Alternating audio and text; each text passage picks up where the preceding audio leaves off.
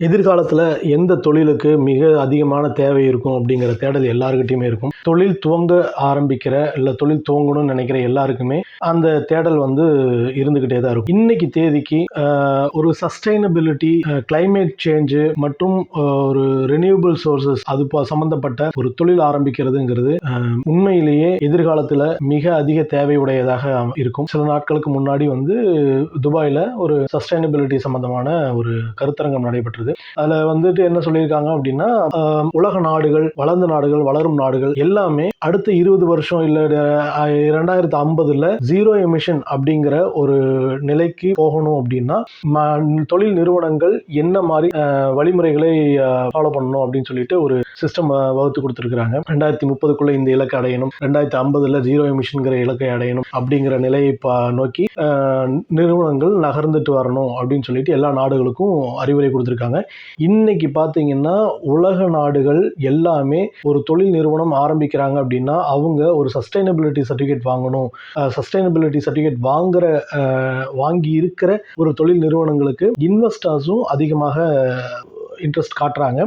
கொஞ்சம் கொஞ்சமா over the period of time என்ன நடக்கும் அப்படின்னா, தொழில் முனைவோர்களுக்கு வரக்கூடிய ஃபண்டு, அதாவது இன்வெஸ்டர்ஸ், ஏஞ்சல் இன்வெஸ்டர்ஸ் இருந்தும் விசிஸ் கிட்ட இருந்தும் வர்ற ஃபண்டு, வெஞ்சர் கேபிட்டலிஸ்ட் கிட்ட இருந்து வர்ற ஃபண்டு எதை மையப்படுத்தி இருக்குன்னா, அந்த தொழில் நிறுவனம் யுனைடெட் நேஷன்ஸ் போன்ற நிறுவனங்கள் சொல்லி இருக்கிற வழிகாட்டுதலின்படி சஸ்டைனபிலிட்டி சர்டிபிகேஷன் வாங்கி இருக்கிறாங்களா, carbon di oxide emission certificate வாங்கி இருக்கிறாங்களா, அவங்க கிளைமேட் சேஞ்சுக்கு சப்போர்ட்டிவா இருக்குதா அப்படிங்கிற பல விஷயங்களை பார்த்து தான் இன்வெஸ்டர்ஸும் பணம் கொடுக்கிற சூழ்நிலைகளை நோக்கி போயிட்டு இருக்குது. அதனால எல்லா நிறுவனங்களும் தங்களுடைய ஒவ்வொரு முறையிலையும், ஒவ்வொரு ப்ராசஸ்லையும் அவங்களோட கார்பன் எமிஷனை, அதாவது குறைக்கணும் அப்படிங்கிற வழிமுறையை நோக்கி போயிட்டு இருக்கிறாங்க. உதாரணத்துக்கு ஒரு ஆபீஸ் ஆரம்பிக்கிறோம் அப்படின்னா, அந்த ஆபீஸ்ல எத்தனை பேர் வேலை செய்யறாங்க, அந்த ஆபீஸ்ல என்னென்ன மாதிரியான டியூப்லைட் யூஸ் பண்றாங்க, அதோட எமிஷன்ஸ் எவ்வளோ, அது எவ்வளோ எனர்ஜி கன்சப்ஷன் நடக்குது,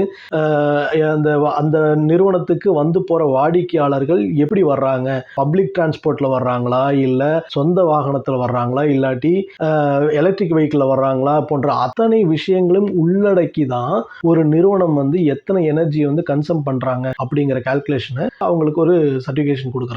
அந்த நிறுவனங்கள் இந்த வருஷத்துக்குள்ள, இத்தனை வருஷத்துக்குள்ள தங்களோட எனர்ஜி கன்சம்ஷனை இந்த அளவுக்கு குறைக்கணும் அப்படின்னு சொல்லிட்டு அவங்க ஒரு சில உலகளாவிய நிறுவனங்கள்ட வெளிப்படையாக அறிவிக்கிறாங்க. அவங்களோட கான்ட்ரிபியூஷன், ஒரு கார்பன் டை ஆக்சைடு எமிஷன்ல தங்களோட கான்ட்ரிபியூஷன் இன்னைக்கு தேதிக்கு இவ்வளவு இருக்கு, அதை இந்த கொஞ்ச நாட்கள்ல இதை இந்த அளவுக்கு கொண்டு வந்துருவோம் அப்படின்னு சொல்லிட்டு கொடுக்குறாங்க.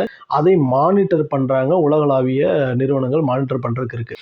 இதனோட ப்ராசஸோட அடிப்படையில தான் அந்த நிறுவனங்களுக்கான ஃபண்டுமே இன்னைக்கு கொடுத்துட்டு இருக்காங்க ஏஞ்சல் இன்வெஸ்டர்ஸும் வெஞ்சர் கேபிட்டலிஸ்டும் அவங்களோட தொழில் வளர்ச்சிக்கு. அதனால எதிர்காலத்துல ஒரு மிகப்பெரிய ஒரு தொழில் நிறுவனத்தை கொண்டு போகணும்னு நினைக்கிறவங்க அதுக்கேத்த மாதிரியான ஒரு வழிமுறையை ஆரம்பத்திலே வகுத்துக்கிறதும் ஒரு தொழிலை ஆரம்பிக்கிறதும் எதிர்காலத்துக்கு மிக முக்கியமான ஒரு விஷயமாகவும், உங்க தொழிலானது மிகப்பெரிய தொழிலாக வளரக்கூடிய வாய்ப்புகளும் அதிகமாக இருக்கிறது. உதாரணத்துக்கு மாற்று எரிசக்தி பொருட்களை நீங்க முயற்சிக்கலாம். ஒரு எரிபொருளை, அதாவது பெட்ரோலியம், டீசல் போன்ற பொருட்களை மட்டுமே நம்பி இருக்காத மாற்று எரிபொருளை தாண்டி போயிட்டு இருக்காங்க. சூரிய ஒளி சக்தியில இயங்குற பொருட்களாகட்டும், இல்லை இன்னைக்கு தேதிக்கு எலக்ட்ரிக்கல் வெஹிக்கிள்ஸ் ஏன் இந்த அளவுக்கு மிகப்பெரிய ஹைப்பை கொடுத்துட்டு இருக்காங்க அப்படின்னா, கொஞ்ச நாட்கள்ல over the period of time பெட்ரோலில் இயங்கக்கூடிய வாகனங்களும் அந்த மற்ற எரிபொருள்களில் இயங்கக்கூடிய வாகனங்களுக்கான தேவைகள் குறைஞ்சிடும். அப்போ மாற்று எரிசக்தியான கரண்ட்டை நம்பி தான் எல்லா வாகன